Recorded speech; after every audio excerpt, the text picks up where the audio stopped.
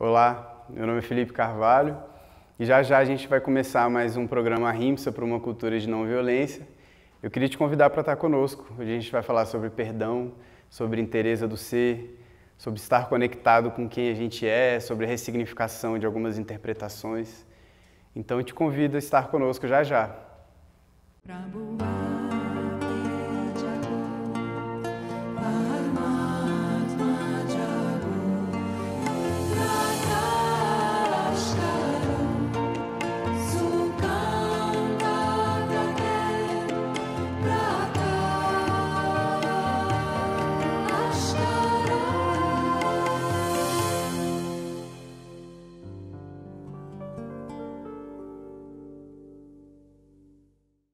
Tudo que a gente fala aqui,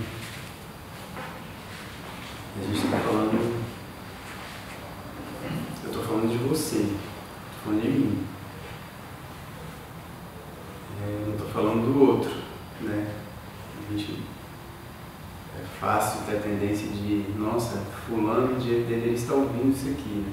Não ia fazer o que ele faz, não ia fazer tal coisa, não ia fazer o que ele fez comigo. A tendência de terceirizar a responsabilidade,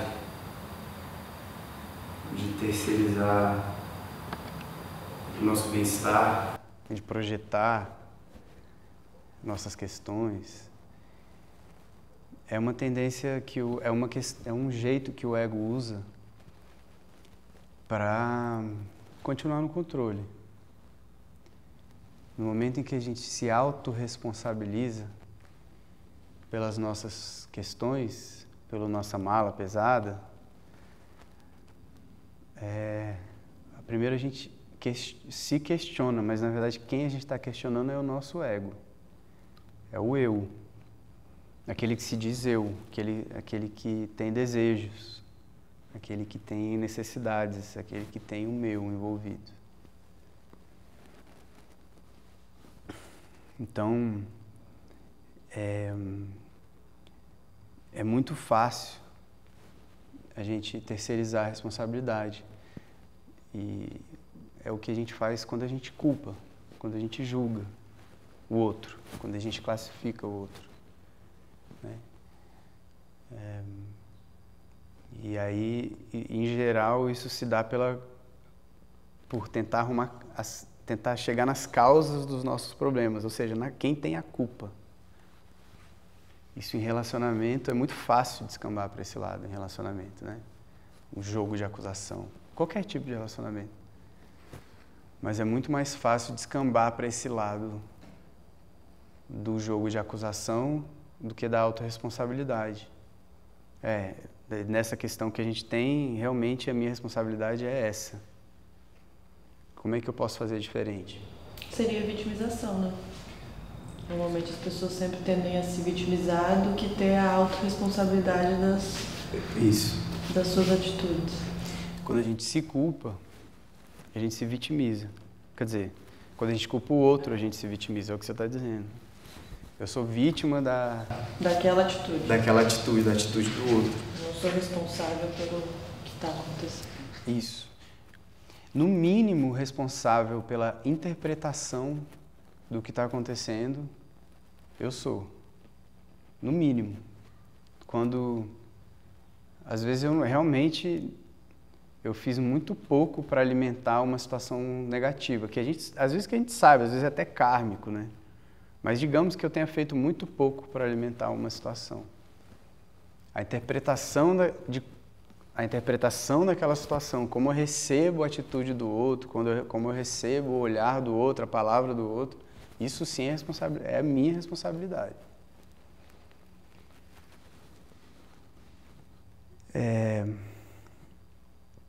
Não tem como a gente falar de perdão sem a gente falar sobre autorresponsabilidade. E a ideia hoje é falar sobre perdão. Não existe perdão se existe uma classificação, uma culpabilização do outro e uma autovitimização. Na verdade, o perdão ele é exatamente a ressignificação desses papéis que a nossa mente cria das situações, né? Uma situação vira uma história na nossa mente. Uma história que se repete. Porque se a gente for falar sobre fatos objetivos, a situação já passou. Não existe mais. Simplesmente é isso, não existe mais. A cada vez que ela se repete na mente, é uma mentira que a mente está contando. O ego. Versão, né? E uma nova versão. Que existem várias, né? E um reforço de traumas, não? Sim. O trauma é aquela interpretação que a gente criou de uma situação específica do passado, né? Para o trauma continuar existindo, ele tem que ser reforçado, reatualizado continuamente. Isso independe do outro. Um trauma é algo que você traz de... Isso. Independe do outro, foi uma interpretação sua daquela situação. E é uma generalização também, né? Porque se acontecer uma vez, vai sempre acontecer. Né? A mente conta isso. A mente mente, né? E aí você vai reforçando, né? Assim, a maneira como eu me relaciono é a partir das minhas feridas. Sim. A partir das minhas questões existenciais. Então, o que quer que aconteça fora, a maneira como eu vou ler aquilo, eu vou reagir àquilo, depende de onde aquilo bate em mim. Sim. Então, essa é a questão da responsabilidade. Então, quando qualquer coisa acontece e aquilo bate em você, a questão é onde isso bateu, qual é a minha responsabilidade nisso, em receber dessa maneira, em reagir, em julgar, aonde ecoa, né? Onde ecoa em mim. Essa é a minha responsabilidade. Que para o perdão você tem que saber onde você está batendo. Sim, aí também o auto-perdão, né? Até pelos traumas passados. Calma, a gente vai chegar lá. Vocês estão ansiosos hoje. Mas a questão é que o ego, ele é sempre protagonista para o próprio ego. Né? O eu, ele sempre se centraliza em todas as situações. Então, às vezes, uma atitude do outro que não tem nada a ver com você, é muito fácil a gente trazer para a gente como se a gente fosse protagonista. A pessoa ali está passando por uma dificuldade dela, tem uma ferida dela, não sabe reagir, não sabe... É uma questão dela, a forma como as pessoas agem, são questões dela. A gente, naturalmente, o ego traz a atitude do outro para a centralidade para a minha centralidade, como se eu estivesse participando ativamente da atividade, daquela atitude do outro.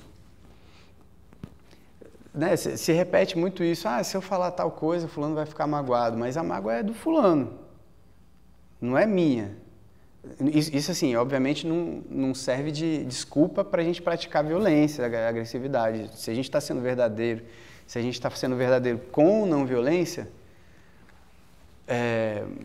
a forma como as pessoas vão entender isso é a interpretação delas, é a questão delas.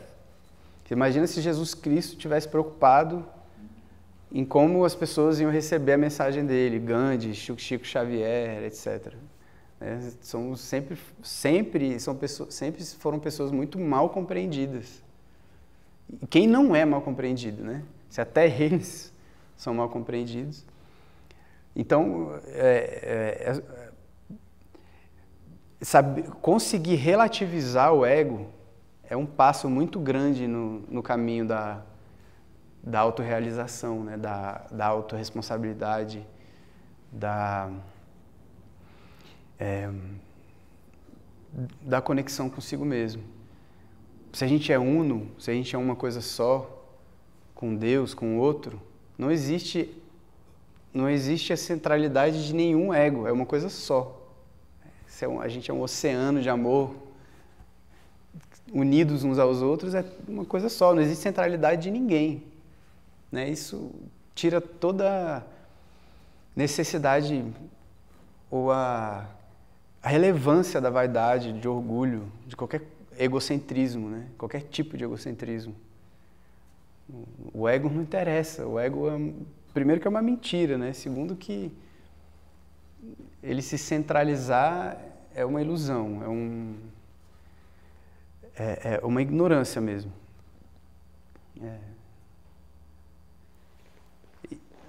E a gente entendendo isso, tirando o ego da centralidade, assumindo a nossa própria responsabilidade, o amor vira um canal, um meio de libertação do outro, nosso e do outro. Qualquer relacionamento, qualquer atitude, qualquer estado, qualquer forma que não traz mais liberdade, isso não é amor. Aí, né, a gente consegue justificar um monte de coisa com amor. Né? Ciúme, né? Quem tem ciúme é porque ama, quem eu protejo, é porque eu amo, então fulano não pode fazer tal e tal coisa porque eu estou protegendo ele. Isso não tem nada a ver com amor. Tem muito mais a ver com controle, com medo, do que com amor. Amor faz o outro livre.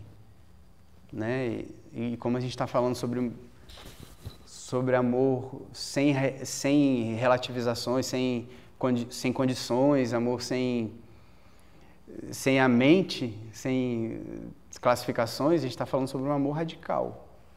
A gente está falando de um amor que, como diz Prembaba, deixa o outro livre, inclusive para não te amar.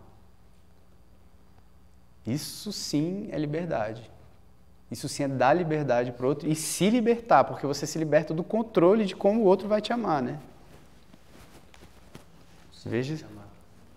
Se vai te amar. Se vai te amar. O outro está te dando o que ele pode. E você também está dando o que você pode. Esse é um relacionamento com o outro e com você mesmo. Já que a gente estava falando de auto-perdão.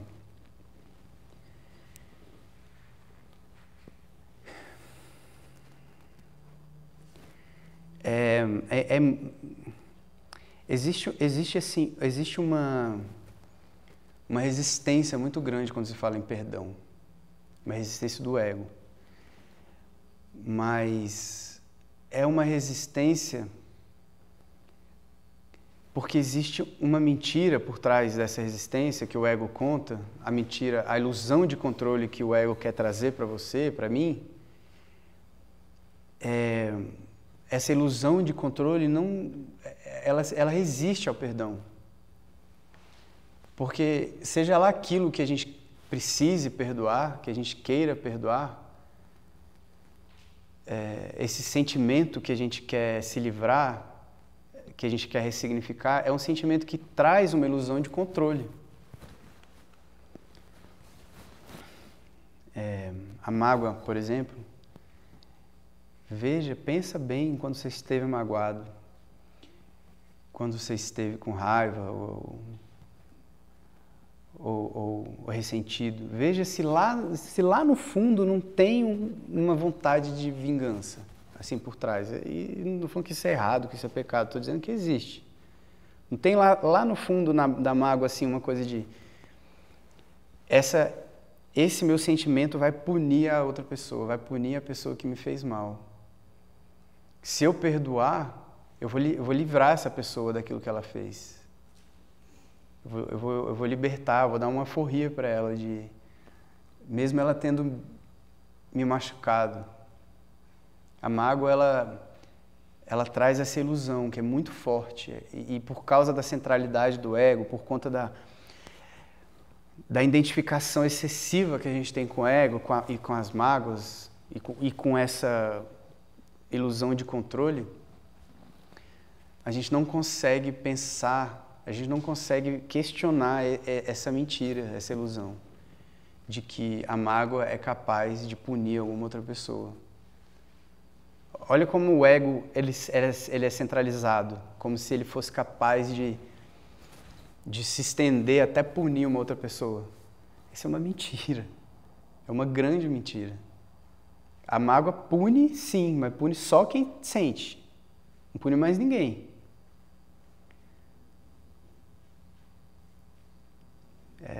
Tem até aquela frase que está se tornando até meio clichê, né? Aquela pessoa que tem mágoa, que tem ódio, é a pessoa que toma o veneno querendo que o outro morra. A mágoa, a interpretação, a história, existe dentro de quem sente, e só.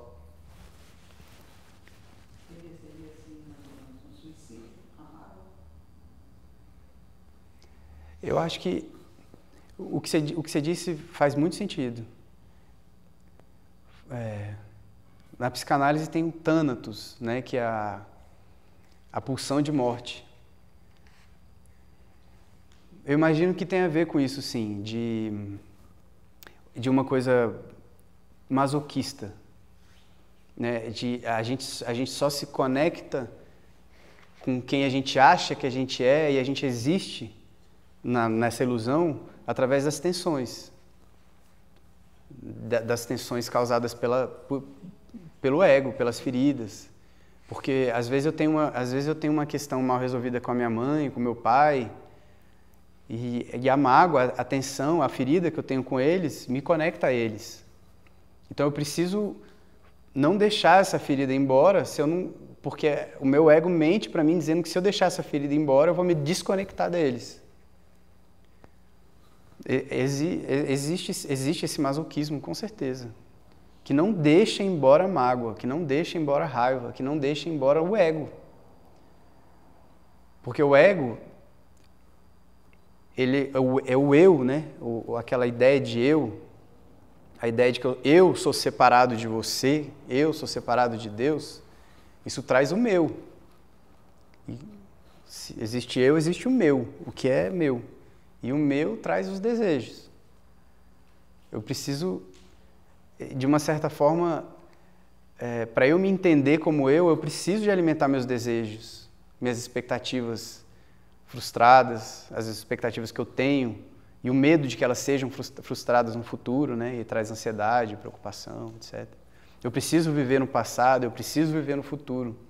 Que é isso que me faz ilusoriamente se entender como um ser. Isso porque a gente não está acostumado a estar conectado com a nossa essência divina.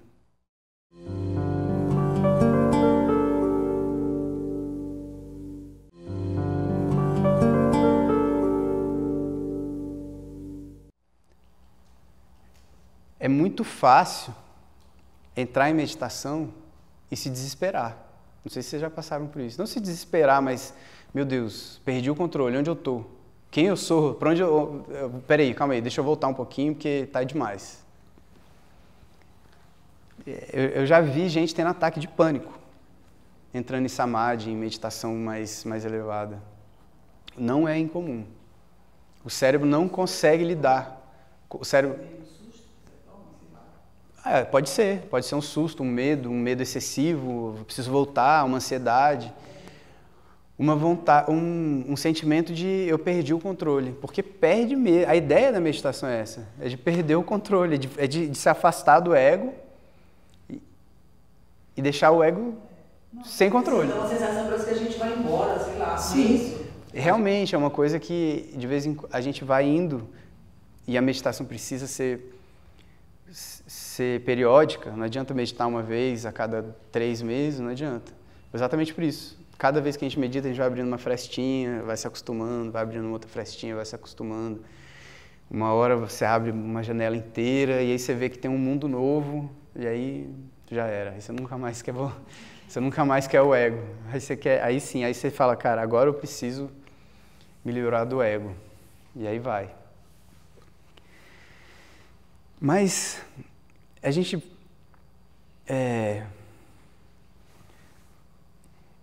quando a gente se distancia do ego, o ego é aquela entidade que se manifesta principalmente através da mente, dos pensamentos. Quando a gente se distancia disso, a gente está se distanciando da necessidade de classificar. Certo? De certo, errado, bom, ruim, fulano é mal, fulano é bom, fulano é culpado e eu sou a vítima e por aí vai.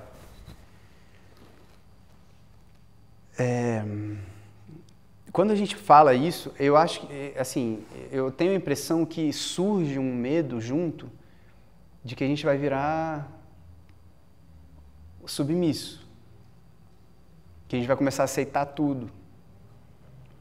Isso é uma... E aí já volta a tendência do pensamento da classificação, de fazer uma classificação binária, né? Ou a gente não leva desaforo para casa, ou a gente é submisso.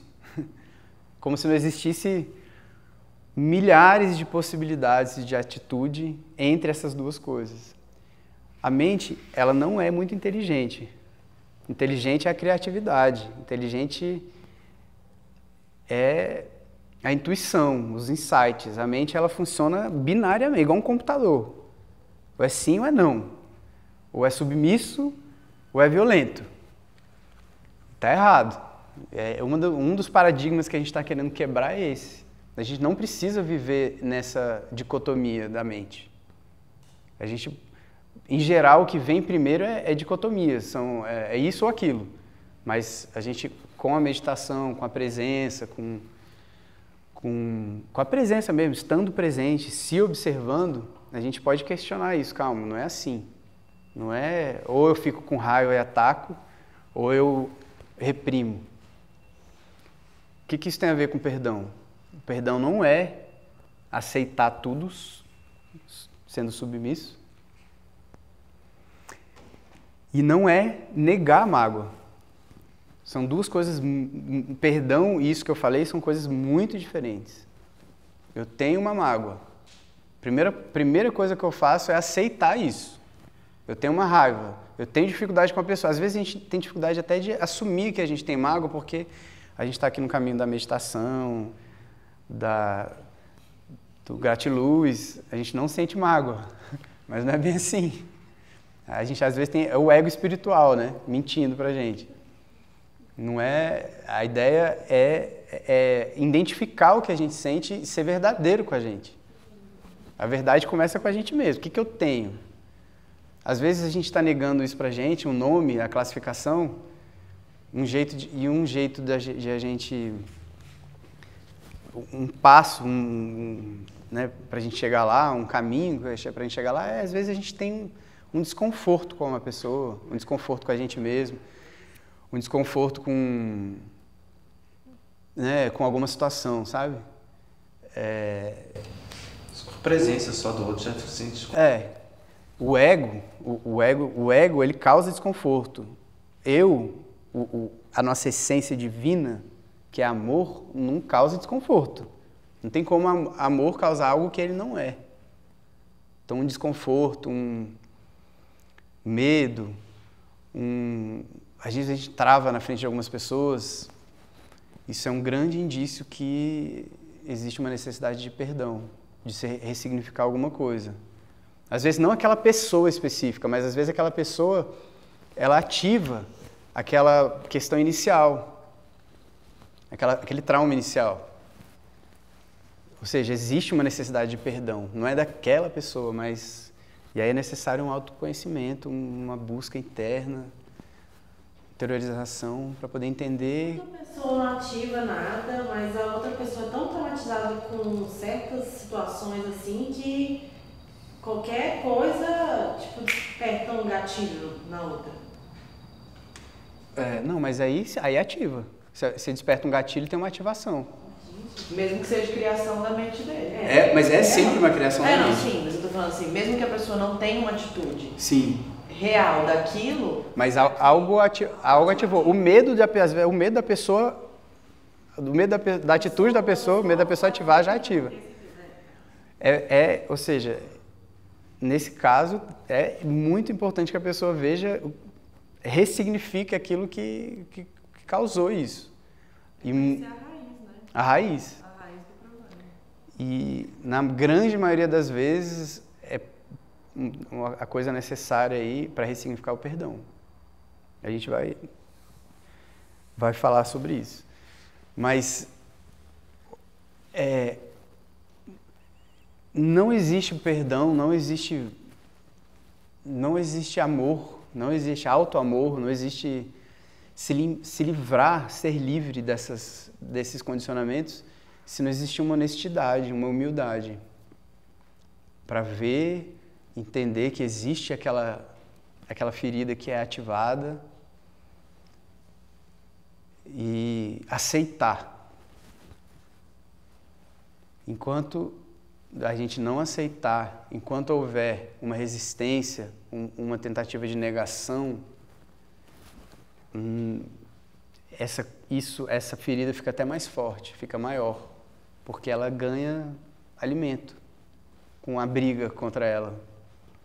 A ferida gosta disso, né? Ela vive, se ela quer continuar aberta com uma coisa meio masoquista, ela precisa existir. Se você fica lá negando, você está fazendo ela existir e talvez até crescer, né? E no outro extremo, perdão não é negar a mágoa, é aceitar a mágoa. E também, não é no outro extremo, na verdade é meio que até nessa esteira aí. É não aceitar também, não é aceitar a violência do outro. Perdão não é isso. Fulano me machucou, fulano me machuca. Perdoar não quer dizer que eu estou aceitando aquela situação. Ressignificar quer dizer que você está convivendo com aquela situação, lidando com aquela situação com consciência. É muito diferente. Né? Não ter mais aquela ferida que é ativada com determinadas situações faz você, inclusive, lidar com a violência do outro, se ela acontecer de novo, de uma forma consciente, de uma forma não violenta. Mas é fácil, porque às vezes o outro tem uma atitude, você fala assim, não, beleza, vou perdoar, vou não sei o quê, fica tranquilo aí, não se mexe não deixe isso aí te maltratar, não. Porque ele tem isso. Aí você já está julgando de novo. Desculpa, fala de novo, não entendi. Por exemplo, quando alguém te magoa. Sim. Aí você fica magoado com aquilo e fala assim, não, eu vou parar de sentir mágoa. Uhum. O objetivo é parar de sentir mágoa. Então eu vou perdoar ele. Por que eu vou perdoar ele? Às vezes você pensa assim, não, porque ele, coitado, ele tem esse problema. Sim. Aí você já está julgando de novo, sim. Né? Exatamente. Mas perdoar não é bem isso, não é nada disso, né? Não. Primeira coisa que quando você não perdoa o outro, no final das contas. Você não tem como perdoar o outro. Só você. Você ressignifica o que você sente. Você se desidentifica de uma história sua e começa a se identificar com outra. Oi? Não, de jeito nenhum. Tomara que o cérebro continue a lembrar das coisas, que isso quer dizer que ele é saudável. Mas não é isso. Acho que é uma reorganização do fato, é um novo olhar para aquilo ali que você viveu. Exato. É uma conclusão que não dá para perdoar o outro. Você só pode perdoar a si mesmo. Sim, em última análise é exatamente isso. Em geral, essas situações que nos causam mágoa,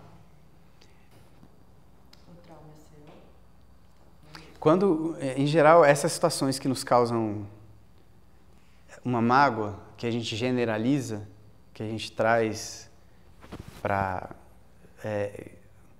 que ela é ativada,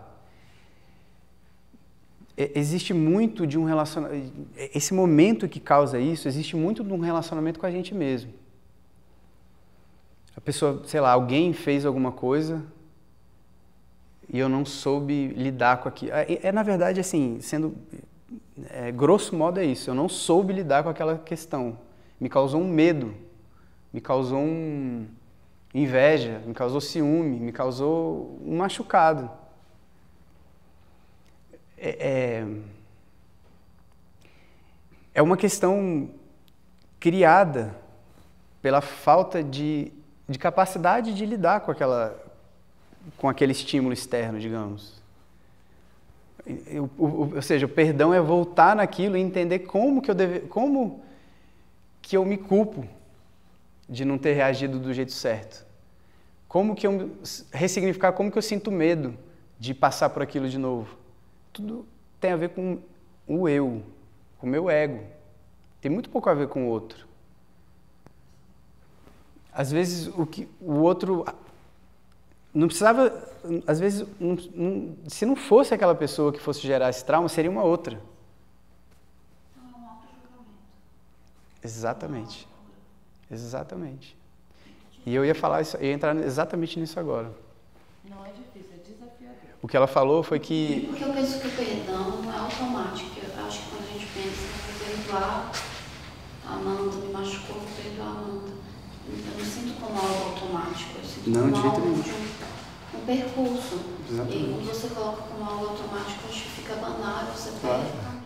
Não é automático. Está longe de ser automático. Pois não.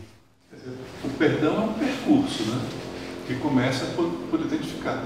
Isso. Né? E aceitar. Identificar, depois aceitar. Identificar, se responsabilizar. Isso. Né?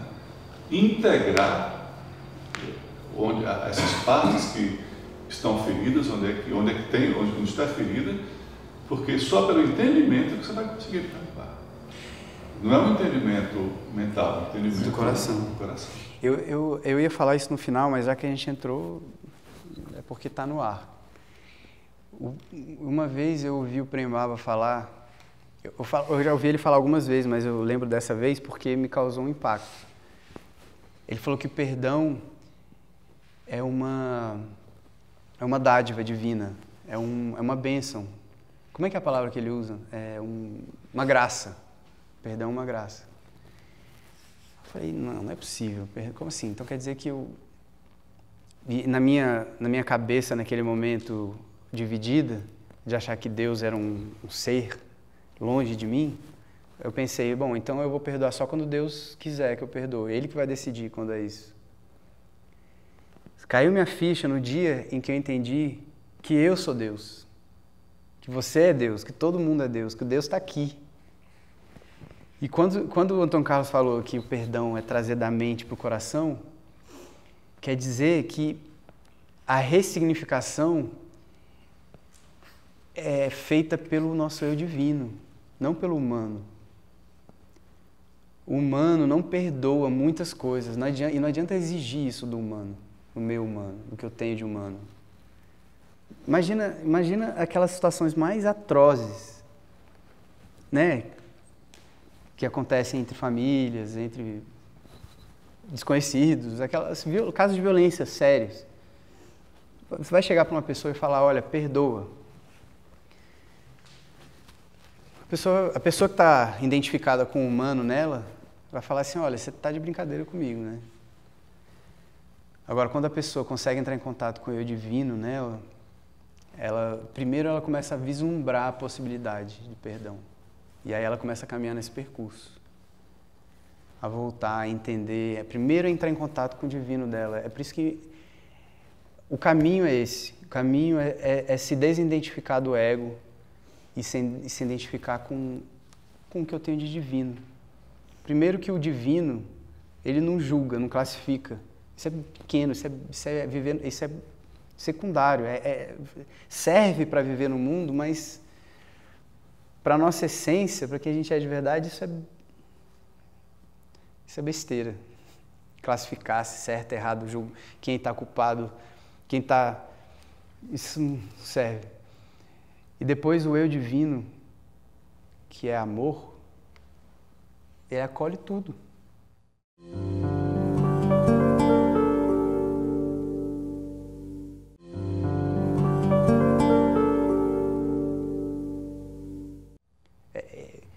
Esse é o momento do perdão verdadeiro.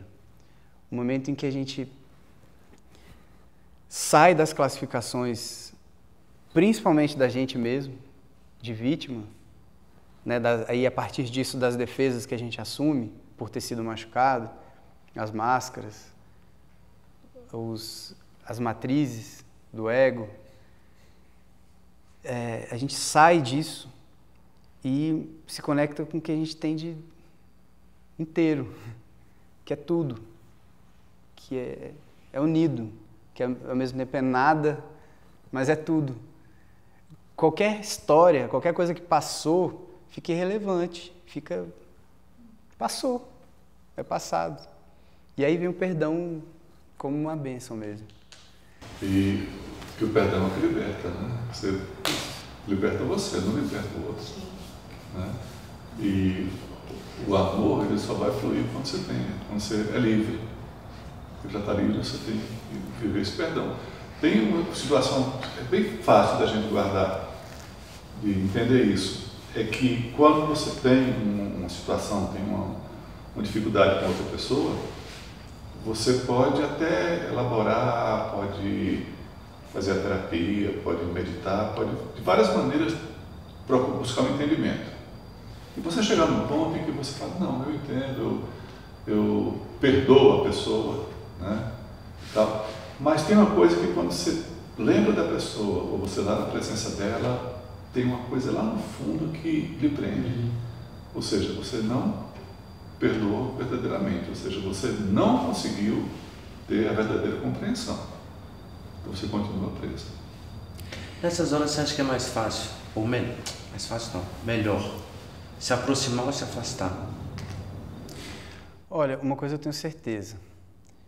Como você não perdoa o outro não precisa nem ficar sabendo que você tem mágoa, ou que você perdoou, ou que você quer perdoar. Não interessa. Quando você se aproxima da outra pessoa e sente essa tensão, você de alguma forma ou de outra você está conectado e começa a perceber aquilo. Aí você tem chance de mudar. Se você só simplesmente se afasta, sim, você não volta à situação como se você esquecesse aquilo lá. Você não tem. É que não precisa presença. Uma situação ou uma pessoa que desencadeia isso, a simples lembrança já mexe. Joga você naquele ponto. Então não é a presença ou ausência física da pessoa. Aquela pessoa está dentro de você. Né? Ela está pisando numa ferida sua. A interpretação daquela pessoa, né?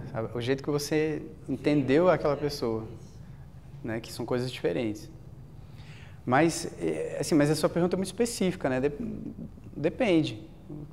Tem que ouvir o que o coração diz. Mas eu acho que existe também o alto amor, que também a gente também não precisa se violentar. Se tem um relacionamento que está te fazendo mal, para que você vai ficar se violentando? Assim, qual que é o benefício de você ficar se violentando? Porque Deus disse, ou porque é certo, ou porque é errado, aí a gente já está classificando de novo. É o que o coração disse. Se você às vezes precisa de um distanciamento para poder ressignificar, perdoar, reinterpretar, que seja. Se o objetivo é esse, sabe, e não vingança, se esse distanciamento está sendo feito com consciência, né, porque às vezes a gente se distancia por vingança, né? Fulano não vai ter mais minha presença, não vai mais me ouvir, não falo mais com fulano. Porque você sabe que isso vai punir fulano, sabe? Ele vai sentir isso. Ou pelo menos você imagina, você acha que isso vai acontecer. Isso é uma coisa, né?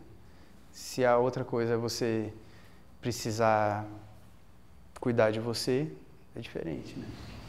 Às vezes eu acho que o distanciamento é uma forma que você também tem de não ficar ativando aquele sentimento o tempo inteiro. Sim. Às vezes te causa menos raiva, né? Tá distante do que tá ali o tempo inteiro afrontando aquele sentimento. Mas eu acho que o ideal é mesmo distante, é a gente tentar buscar esse perdão. É porque só a distância pode ser uma fuga também. Você vê que tudo isso aí, no final, a questão não é sua, né? A questão não é do outro. Então, se você se mantém distante e consegue diminuir aquele sentimento de raiva, tenta buscar o porquê que a pessoa ativou tanto aquilo e tenta seguir, a pessoa não precisa estar na sua vida, mas ela não pode estar dentro do seu coração. Não é o que a pessoa ativou aqui, é o que em mim foi ativado. É essa que é a busca, né? Não é o que o outro fez, é onde é que aquilo está batendo em você. Quem em mim sentiu, quem em mim reagiu, sabe? Que tem vezes que o outro pode fazer alguma coisa, né? Dar um pisão no seu pé e tal, mas tem horas que ele não fez nada e daí... É um relacionamento seu com você mesmo. Mas às vezes, será que não é melhor silenciar, distanciar, tentar... Sim. Que aí eu acho que vem, né? Quando você eu sinto isso, muita dificuldade quando vem muito na minha mente uma situação, cada vez eu fico mais próxima e aumenta, né? Exatamente. Às vezes eu acho que o silêncio ele traz, né? Sim, sim, Jesus Cristo ficou 40 dias distanciado, né? Em solidão, para meditar. E a gente deveria fazer isso recorrentemente, né? Periodicamente. Se distanciar um pouco, fazer silêncio. Silêncio total. Silêncio de redes sociais, principalmente, de celular, de computador, de televisão. Exatamente para isso. Para a gente se achar. Porque no barulho, difícil de se ouvir, né? Mas perdoar realmente é difícil. Perdoar não é fácil mesmo. Porque, por vários motivos, né? Assim, perdão, a mágoa, o ressentimento, ele traz ganhos secundários pra gente, né? A gente já falou de alguns, ilusão de controle, né? Às vezes a gente consegue manipular o outro com isso, né? Com a mágoa, com a quantidade de amor que eu te dou, que eu dou pro outro, para fazer o outro fazer o que eu quero. E aí não é, quando é de amor entre aspas. De amor entre aspas, de atenção, quantidade de atenção que eu dou, quantidade de atenção que eu dou pro outro, né, para fazer o outro fazer o que eu quero. Essa questão de identidade que a gente tem, né, apelo por meio do ego, da mágoa, isso dá identidade pra gente, uma identidade falsa, mas é uma identidade de né, reconexão com pessoas que foram contribuindo para a nossa história nessa encarnação, para a nossa história como ego, né, a gente se libertar dessas mágoas, se libertar dos julgamentos, das classificações do outro. A mente, ela interpreta isso como se livrar da identidade de quem você é. Como se fosse uma morte. Né? A iluminação, se libertar do ego, definitivamente, é uma morte. É a morte do ego. Por isso que tem tanto medo, existe um medo da espiritualização, né? O que a gente chama, em geral, de apego, né? A gente fica falando de desapego. É desapego desse medo, do medo de fazer o ego desaparecer. Engraçado, ontem eu escutei uma pessoa falando isso. Ele está fazendo uma terapia e aí ele falou assim, mas eu tô vendo que ela está querendo me levar para um lado meio místico, assim. Mas eu cheguei à conclusão de que eu preciso ter um controle das minhas coisas, assim. Eu não posso ir muito para esse lado, não. Engraçado, né? Aí você falou para ter. E tem uma coisa também... Ficam preocupadas de perder o controle de tudo, né? E quando na verdade a gente não tem controle de nada. Em relação ao perdão, que também é um exercício, né? E você imaginar que cada situação da vida, ou cada pessoa, cada coisa que nós vivemos, não está acontecendo por acaso e tudo que passa vem como sendo oportunidade para que a gente aprenda alguma coisa. Para que um pouco da sombra, né, seja iluminada, para que você cure alguma coisa. Mas se você consegue ter isso dentro de você com essa clareza, o que é muito difícil, você pode imaginar assim, então eu tenho que agradecer a cada um que cruza o meu caminho e me mostra uma dor minha, um sofrimento, porque essa oportunidade que eu tenho de aprender e de transcender. Mas, olha, o que a gente tem dito é isso. Tudo é sagrado. Tudo é sagrado. Toda a mágoa que a gente sofreu, toda a mágoa que alguém quer imputar, toda a dor que alguém pode querer imputar na gente, tudo isso é sagrado, porque isso traz a nossa atenção para alguma ferida aberta ainda, para alguma questão que a gente precisa olhar, se livrar dela para poder acender, ou para acender não, para poder se conectar com a nossa essência. Não existe, a primeira ilusão, a primeira ilusão religiosa é a separação do sagrado do profano. Essa separação, ela é uma separação mental, pedagógica, para a gente entender, até agora pelo menos, para entender para onde que a gente tinha que ir, mas isso não existe. Se Deus criou tudo, e Deus é eternamente sábio, Ele criou coisas erradas, coisas profanas, coisas que não são Eu não consigo... na minha cabeça, um ser, se fosse separado igual Deus, tudo que ele colocasse a mão seria divino. Seria sagrado. E aí o que aconteceu? As atitudes erradas das pessoas, o mal, foi um erro na criação? Foi o quê? Isso, o que a gente chama de mal é uma placa, um caminho, uma placa falando assim, é para cá, ó, não para cá, né? É isso. Esquecimento. Hã? Esquecimento. Esquecimento. Aí a gente, se todas as nossas atitudes são formas e meios de lidar com o mundo material, né? São atos, são karmas. Isso, qualquer ato praticado, ele vai sempre nos lembrar de para onde ir. Se a gente pratica um bem, entre aspas, se a gente tem atos conscientes, ligados à nossa conexão, ligados ao nosso eu divino, ele vai trazer bem-estar, paz, né? Se é um ato a partir da ignorância, ele vai trazer outras coisas que não nos trazem paz, que nos trazem peso. São placas, né? Não é por aqui, é por aqui, por aqui, por aqui. São orientações sagradas, levando a gente sempre, tudo levando a gente sempre para o mesmo lugar, para a interiorização, para olhar, para se conectar de volta com o nosso eu divino. Se desconectar do ego, deixar o ego morrer. Usar o ego, e não o contrário. Tirar o ego do troninho dele dentro da gente.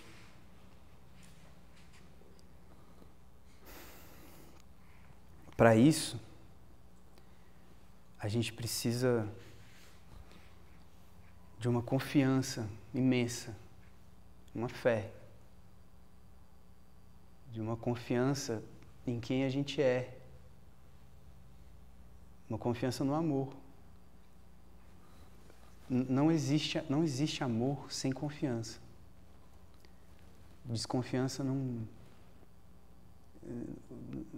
Para amar precisa se entregar. Você só se entrega quando você confia. E se tem... Missão de essência para a essência. Exato. Amor é isso. É muito fácil você perceber relacionamento. Quando às vezes a gente está num relacionamento, você está num relacionamento, é muito fácil perceber quando é ego conversando com ego. E quando é essência conversando com essência. O ego, quando está conversando com o ego, ele está classificando, principalmente o outro. Culpando. Querendo ter razão. Querendo ter razão. Porque ter razão ou não, se está certo ou errado, é uma classificação muito grande numa discussão, numa argumentação, né? Quando é ego com ego conversando, é um querendo provar para o outro que o outro satisfez menos a minha necessidade. Você está errado, você fez isso comigo, eu estou certo. E querer ter razão você está se vendo, você não está vendo o outro. Pois é. E quando é essência com essência conversando, quando é eu divino com eu divino conversando, é um se doando para o outro. Cumplicidade. Estar junto. Não interessa. Não fez uma coisa um dia que ele já se doa no perdão, no pedido de perdão, no pedido de desculpa, já se doa na humildade de reconhecer, de o que eu posso fazer diferente. E o outro que sentiu um desconforto, falou, olha, eu me identifiquei com alguma coisa, mas vamos fazer diferente? Isso é essência com essência conversando. Isso é entrega. E veja se não tem uma entrega tão gigante para isso, tudo, para o amor, para quem a gente é de verdade, para a nossa essência, do que o perdão.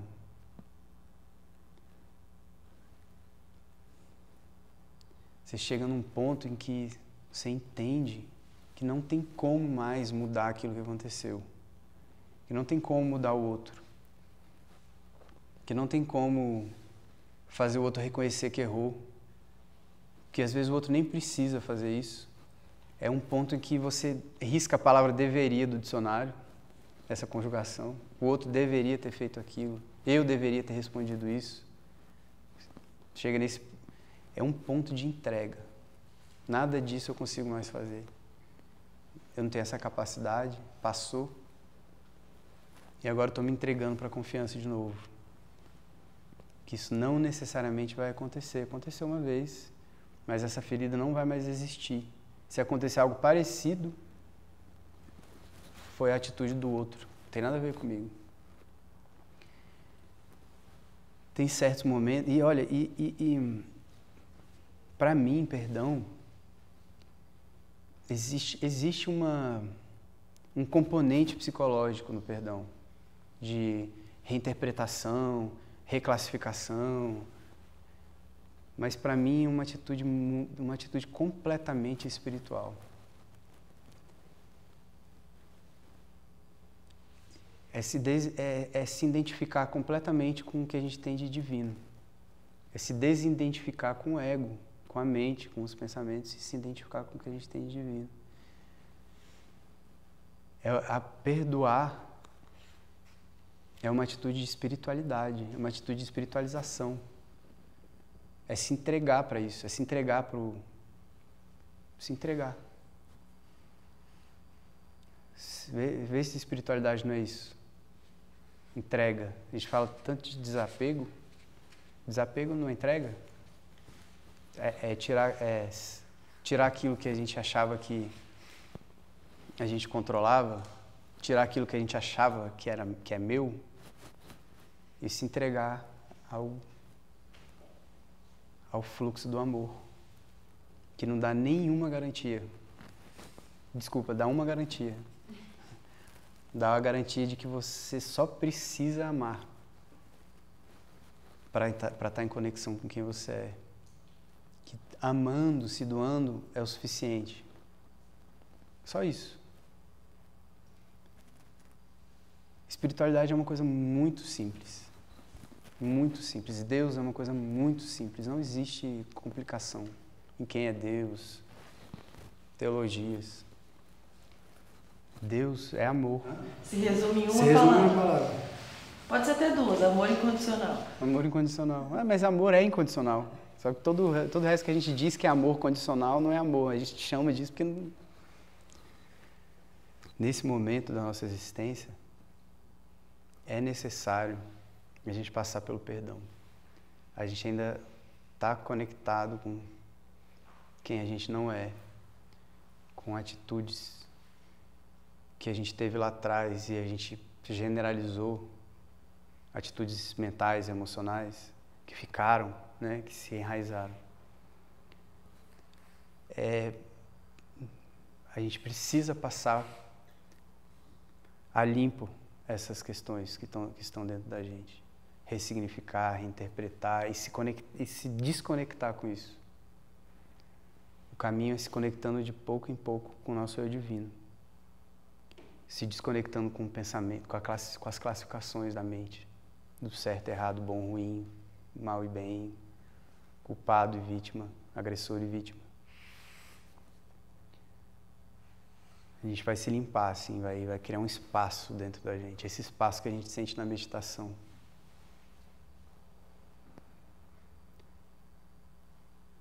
Não tem outro caminho, se a gente quiser paz interior permanente. Sem perdoar, aquela ferida fica aberta, pronta para ser ativada. Por mais que a gente se conecte em algumas meditações, sente paz de um dia, paz no outro, em um determinado momento, essa ferida é ativada de novo. E a boa notícia é que não tem nada tão perto quanto Deus. Não é nem que Ele está perto, né? Ele é a gente. A gente só precisa olhar.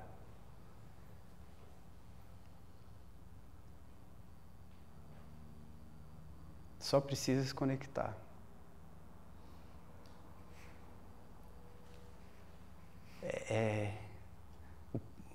tudo isso, o perdão, essa conexão, ela está aqui, está muito perto. Ela está... É só fechar a mão.